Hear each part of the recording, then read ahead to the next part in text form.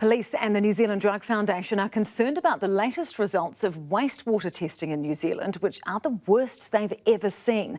The testing shows methamphetamine use has doubled, as well as a huge rise in cocaine use. Senior reporter Juliet Speedy has more. Wastewater testing for drugs in this country gives a good read on the country's drug intake, but the latest results don't paint a pretty picture. Unfortunately, it demonstrates two things: a all-time record high in terms of the amount of methamphetamine and cocaine being consumed in New Zealand. Secondarily, the increases are really significant. Significant in that results, which cover nearly 80% of New Zealand's population, show twice as much meth consumed weekly in the last quarter compared to the previous year.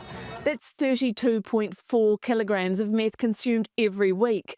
Cocaine use was up a staggering 86%. It's a big jump, and also just significant full stop. Very worrying. This comes off the back of the recent findings of the New Zealand Drug Trends Survey, which mirrored these findings: an increase in the use of cocaine and methamphetamine, but also that the price of meth had come down over 30%. The Drug Foundation is calling for help and for change, including the Te Ara Oranga program, which they say should be rolled out nationally.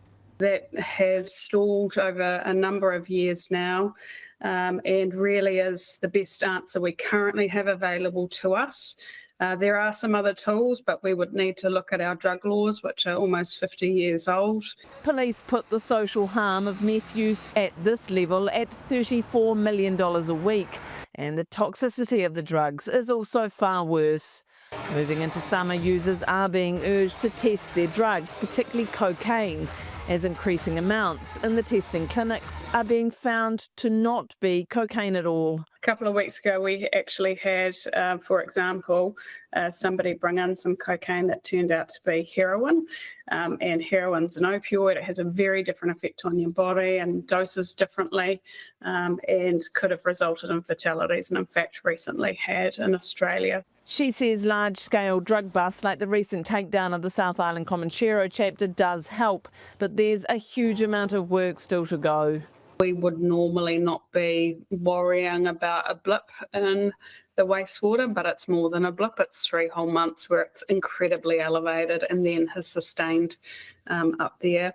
And with international supply chains producing more drugs at cheaper rates, there remains a big war ahead.